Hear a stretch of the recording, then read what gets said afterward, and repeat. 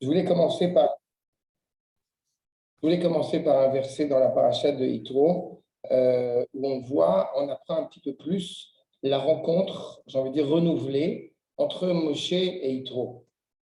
Je vous lis le verset et on va essayer ensemble d'essayer un petit peu de comprendre ce que ça implique. Dans le chapitre donc 18, Perek Yutret, le verset Zain. C'est pour nous, ça, Non, ça ne va pas encore. Vaïtse Moshe likrat protno. Donc, Moshe sort pour aller voir donc son beau-père, vis-à-vis de son beau-père. Veishtachu, et se prosterne, Vaishaklo, Veishalu, Ish lereu, le shalom, Veyavu a Oala. Et au bout du compte, il se prosterne, l'embrasse, se demande l'un l'autre comment vont-ils, et ils viennent dans l'attente. Quand ça commence par Vaïtse, vous n'avez pas fait que. Non, c'est dans le sens inverse là-bas, que quand il sort d'Eretz Israël, c'est pour Yaakov. Là, justement, d'abord, évidemment, a priori, il y a quelque chose qui est intéressant, c'est le fait que Moshe sorte vers son beau-père. Ce que vous ne m'avez pas demandé, parce que je ne l'ai pas traduit volontairement, c'est de savoir au bout du compte qui s'est prosterné et qui a embrassé qui. Parce que ce n'est pas clairement explicite. Et d'ailleurs, justement, Rashi nous commande clairement sur ce verset, d'abord, Vaïtse Moshe. Il faut se rendre compte, encore une fois, Moshe, ce n'est pas n'importe qui. Et de sortir vers Yitro, ça a une implication de cela. Kavod Gadol, nous dit Rashi, Kavod Gadol nitkabed Yitro. Yitro donc était profondément honoré dans la mesure où Beota Sha'a, en ce moment-là, Kevan Shiatsa Moshe, parce que si Moshe est sorti, qu'est-ce qu'on comprend de cela? Vous savez ce que ça veut dire? Moshe, s'il est sorti vers son beau-père, c'est-à-dire que tout le monde est sorti. Ah bah oui. C'est ça que ça implique. C'est ce qu'il te dit. Chez Yatsa Moshe, Yatsa Aaron, Nadav, Vaviou, ou Miou, Shera et Elou, Yotzin, Velo Yotzin. Qui au bout du compte va s'avérer avoir, au bout du compte, eh bien, Yitro, au vu du grand rave de sortir, et toi tu ne sortirais pas. Veishtachu, Veishaklo, et nous dit Rashi, Eini Yodea, je ne sais pas au bout du compte qui a embrassé. Mishtachave, les Mikeshéu, Omer, Ish, les Réu. Quand on dit au bout du compte, l'homme vis-à-vis de son prochain, Miakaou Ish, c'est Moshe. A priori, c'est Moshe qui a embrassé Yitro. Chez Neymar, Vaïsh, Moshe, etc. Parce qu'on dit Haïsh, dans la Torah, c'est clair que c'est un homme important. Donc, on insiste sur ce point. Maintenant, ça ne s'arrête pas là. D'abord. Mais là, on dit Haïsh, Moshe. On dit Ish. On dit Vaïshalou Ish, les Réu. Donc, on suppose que si c'est Ish, c'est Moshe. Ça veut dire que, encore une fois, de prime abord, on a un rapprochement. Pourquoi est-ce que la Torah, cependant, elle insiste sur non seulement cette prosternation, mais en plus de ça, cette embrassade? Ça, on va y revenir. Mais avant ça, je voudrais vous livrer deux choses intéressantes. La première, c'est qu'effectivement, quand Moshe dit Rabbeinu Bechaye, eh bien, il sort, ce n'est pas Aaron qui est sorti dès le départ, c'est pas les. C'est-à-dire qu'en mettant l'insistance sur le fait que Moshe sorte, c'est aussi un enseignement pédagogique de la part de Moshe au reste du peuple qui vont apprendre de lui, qui vont boire de lui. C'est pas? Donc de là, on comprend qu'effectivement, si Moshe est sorti, c'est clair que le peuple juif entier est sorti. C'est ce que nous dit Rabbeinu Bechaye. Donc c'est dans la même lignée. Rabbeinu Sforno va nous dire Lo chadal bijil ma'alato le kadem penei mi sheshilem lotova be'et sarlo. Justement, on apprend quelque chose. Comment est-ce que, justement, Moshe Rabbeinu, il sort vers Yitro? Parce que malgré sa grandeur, eh bien, pas une seule seconde, il est ingrat. Pas une seule seconde au bout du compte, il oublie le respect que lui a octroyé Yitro au moment où, eh bien, ça allait mal. Et c'est de là où on apprend. C'est très important de voir parce qu'on a cette notion qui est beaucoup plus qu'à l'apprentissage de texte, ce qu'on appelle shimush. Vous savez que la tradition nous dit que shimusha yoter gadol milimuda. C'est-à-dire que l'usage de la Torah, si je traduis littéralement, a plus de grandeur, a plus de valeur que son étude. Et aujourd'hui, on a une génération où ce n'est pas toujours évident, justement, qui se veut profondément intellectuelle, eh ben, ce n'est pas forcément évidemment à entendre et à comprendre. Parce que Shimusha, il s'agit en fait du Shimush Talmidei Chachamim. C'est-à-dire que quand on va, au bout du compte, eh bien, suivre, voir la manière de se comporter d'un Talmid Chacham. Mais le chimouche, il comprend. Oui, Tu mais ne peux pas faire du chimouche, ça c'est sûr. parfois, tu apprends beaucoup plus de choses en suivant ton Rav, en l'écoutant parler, que par un rapport d'études de texte. C'est ce qui change énormément par rapport à un rapport justement universitaire ou par rapport d'apprentissage intellectuel. Un apprentissage individuel, c'est-à-dire que pas seulement individuel, mais tu accompagnes ton Rav. C'est ce qu'on dit dans les Pirkei-Avot, tu te mettras à la poussière de ces semelles. Ratragla, d'accord. Qu'on pourrait faire. C'est pas seulement des erreurs.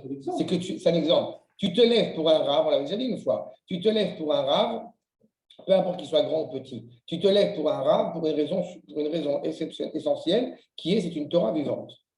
Tu te lèves pour la Torah, donc tu te lèves pour un Rav. Donc il y a une valeur pour ça. Pour lui, tu te lèves par rapport à ce qu'il représente. De la même manière que si un père renonce à l'honneur. Non, c'est plus que ça. Tu te lèves pour lui.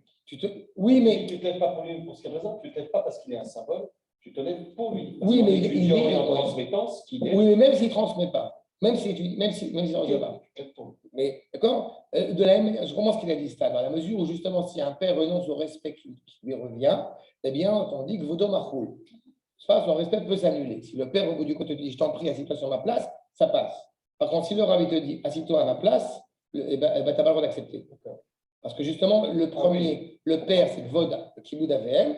Le second, justement, ce n'est pas Vod Kiboud Rav, c'est Kiboud à Torah. C'est dans ce sens-là où c'est important. Mais tu as tout à fait raison, ça ne veut pas dire qu'au bout du compte, on devient culotté en disant en fait, toi, je m'en fous, c'est ta Torah qui m'intéresse. Non, évidemment, tu as raison sur ça. Ça veut dire que les Rav ont tous des manières différentes pour qu'on se lève pour un Rav, donc peut-être pas pour non, après, tu as une question de halakha, comme je t'ai dit, comme j'ai bien insisté, il y a des nuances qui existent sur le fait que tu te lèves pour ton Rav, et d'un point de vue pratique, évidemment, c'est au moins une fois par jour. Si tu le vois, une fois par jour. Mais on parle de ton Rav. C'est pas en raison de ses choix de valeur. Sinon, ce serait pas ton Rav. C'est ton Rav. C'est ton Rav. Il te transmet des valeurs que tu as. Non, mais il te transmet des valeurs en quelle. Parce qu'on a perdu ça. Mais non, mais parce que si tu veux, en France, on a perdu cette notion de se lever pour quelqu'un. Quand tu rentres. Mais non, mais au dehors du Rav et ce qu'il représente par rapport à la Torah. Quand on était gamin, quand le prof, on se levait. Aujourd'hui, tout ça, c'est fini. Donc en fait, si tu veux, il y a toute cette démarche qui fait que tu as un maître. Et tu le respectes et tu te lèves pour le mettre. C'est une parole, encore une fois, un Talmid Chacham qui est suffisamment important, c'est la parole d'Akadosh Baruch Hu qui est vivante en face de toi. C'est pas il la rend vivante, elle est vivante. Et quand justement Moshe Rabbeinu, il sort pour accueillir Yitro, comprenez aussi que pourquoi est-ce que c'est aussi évident que les gens vont l'accompagner? C'est parce qu'il ne serait pas envisageable que Moshe Rabbeinu sorte tout seul. C'est ce qu'il nous dit au bout du compte aussi les Siftei Chachamim. Il est Nassi, il est Melech Israël. Donc, il n'est pas possible qu'il sorte tout seul. Maintenant, cela dit, et pour reprendre ce qu'a dit le Rav Sforno, j'ai vu dans le Bechor Shor, un des premiers maîtres de la tradition, qui nous dit justement Anvatnuto shel Moshe, chez Afalpi, chez ou Melech, l'onityaher, bien qu'il fût roi, en aucune manière il était orgueilleux. Et là, Ishtachava lechotno. Donc, selon le Bechor Shor, c'est lui qui s'est prosterné au bout du compte devant son beau-père. Il a fait une inclinaison. Venad be'atzmo, derech hanava. Donc, il a fait preuve d'humilité. Vesiperlo kol hameora. Et lui, il va lui raconter tout ce qui s'est passé en Égypte. Donc, dans sa grandeur, il a aussi une démarche. Je voudrais peut-être insister sur un point supplémentaire. Le Rav Mordechai Eliyahu, Zecher Tzadik Kadosh Livracha, il est venu il y avait la fin du Chumash dans une école primaire en Talmud Torah. Et le Rav de l'école, il a vu que le Rav Mordechai Eliyahu était particulièrement occupé, parce qu'il y avait plein de gens qui venaient le voir pour poser des questions en même temps à l'école, etc. Alors il dit aux enfants, aux gens, etc., on va changer un peu ce qu'on avait prévu de faire pour pouvoir libérer le Rav Mordechai Eliyahu qui a des tâches importantes à faire. Et comme ça, je vais parler maintenant, et le Rabbi va parler maintenant, comme ça après, il pourra partir et sortir à l'aise. Le Rav Mordechai Eliyahu a dit non, je veux absolument, je suis venu t'écouter. Et pourquoi le Rav Mordechai a parlé comme ça? Il a dit clairement, parce que quand les élèves, quand les enfants vont voir comment est-ce que le Rav Arashi et Israël, ils respectent le Rav de l'école, alors eux aussi vont te respecter. Vous voyez que ce qui est vrai, évidemment, chez un Talmid Chacham d'une telle éloquence comme le Rav Mordechai Eliyahu, c'est évidemment d'autant plus vrai pour mon cher Rabbeinu. D'accord? Maintenant, dans cette Neshika, justement, ce n'est pas, encore une fois, une fausse humilité, évidemment. Je vous livre ce que dit le Shem Ishmael, je le dis à l'oral pour aller plus au sens. On sait que la Neshika, c'est au bout du compte transmettre un souffle à autrui. C'est-à-dire que dans cette manière que Moshe Rabbeinu s'est comporté avec Yitro, ce n'est pas seulement une humilité, j'ai envie de dire une humilité sociale. C'est bien plus que ça. C'est une préparation à recevoir la Torah. Préparer à recevoir la Torah, c'est Elish Tachavot, c'est une humilité exceptionnelle. Je ne viens pas au bout du compte livrer ma connaissance. C'est comme ça un de mes maîtres qui, parfois, il y avait comme ça un élève qui pose une question, et puis un autre élève qui trouve judicieux de répondre. Et combien de fois j'ai entendu ce rare en question qui me fait beaucoup rire, dire je comprends tout à fait ta démarche, mais c'est à moi qu'il a posé la question. Ça veut dire, il y a aussi cette réalité d'humilité. On ne vient pas au bout du compte essayer de montrer, regarde, moi aussi je sais, moi aussi je connais. Ça, c'est un. Et deux, d'arriver, pour ça, cette Neshika, c'est une transmission de roi à roi, le plus proche possible. Comme vous savez que la Torah, elle ne se transmet pas de bouche à oreille, elle se transmet de bouche à bouche. Il faut être capable de retransmettre avec une fidélité exceptionnelle, encore une fois, cette tradition. Il y a cette fameuse femme, pas très intelligente à mon goût, qui nous dit justement que l'essentiel, ce n'est pas justement une transmission d'une parole révélée, d'une parole authentique, mais c'est un renouvellement permanent où chacun, au bout du compte, décide quel est le judaïsme pour lui. Oui, d'accord? Ça, évidemment, c'est du n'importe quoi. C'est peut-être une grande star apparemment dans le public francophone, mais c'est du grand n'importe quoi. Oui. Tu peux l'écouter, c'est sur Kalita, elle a dit autre chose. Ça a un rapport avec le souffle. Aussi, si tu veux, mais ça a un rapport, encore une fois, surtout au niveau nishmati. On a aujourd'hui, c'est exactement l'inverse. C'est pour ça que ça plaît à beaucoup de gens, ce genre de propos, parce que c'est exact, à la vérité, c'est ce qui va dans le sens de l'enseignement académique. C'est-à-dire, tu cherches au bout du compte à renouveler une idée. Moi, je ne cherche pas à renouveler une idée. C'est pour ça que je ramène à chaque fois des sources, parce qu'à mes yeux, justement, ce qui va faire que cette Torah, elle est juste, c'est qu'elle est fidèle à un enseignement traditionnel. Alors, on peut trouver les mots, comme je vais on peut parler d'humour, mais au bout du compte, ça doit rester, encore une fois, dans cette même lignée qui vient de maître à maître. Et ce qui se passe dans le monde académique universitaire, moi je sais, quand j'ai fait, surtout en littérature, il fallait qu'on amène un renouveau dans la lecture qui n'avait pas été dit avant. Mais cela dit, dans l'étude, faire un chidouche, je sais que ce n'est pas pareil. Je sais que tu vas me reprendre, non. Ce n'est pas la même chose. Mais il y a quand même faire un chidouche, c'est quand même, pour c'est quand même un sacré compliment. C'est très bien, c'est un beau chidouche, mais ce chidouche, encore une fois, il a lieu d'être quand il est profondément inspiré par un enseignement traditionnel. C'est que tu n'as pas, au bout du compte, inventé une idée. Tu as découvert quelque chose. Exactement. Tu as découvert, tu as dévoilé. On te dit qu'il n'y a pas de chidouche, même le Talmid Vatik, ça a déjà été donné au Har Sinaï. Ça veut dire qu'automatiquement, ce que tu dois délivrer, c'est une parole fidèle. Quand quelqu'un me dit, par exemple, est-ce qu'on peut penser que Benjamin, il est comme ça ou il est comme ça? Qu'est-ce que je fais dans ma tête? Ça m'est arrivé plusieurs fois. L'ordinateur. Attends, tu me dis qu'il pense comme ça? Oui, parce que le Rav Sournoul a dit comme ça, que le Rashi a dit comme ça, que le Midrash a dit comme ça. C'est bon. C'est comme ça que ça marche. Tu peux apporter ta pierre à l'édifice, mais c'est la pierre, encore une fois, sur toute une bâtisse qui existe déjà. Exactement. Et au contraire, c'est ce qui rend justement cette Torah la plus exceptionnelle. Tu l'as dans un texte, Citadel, il le dit très bien. Je connais Citadel.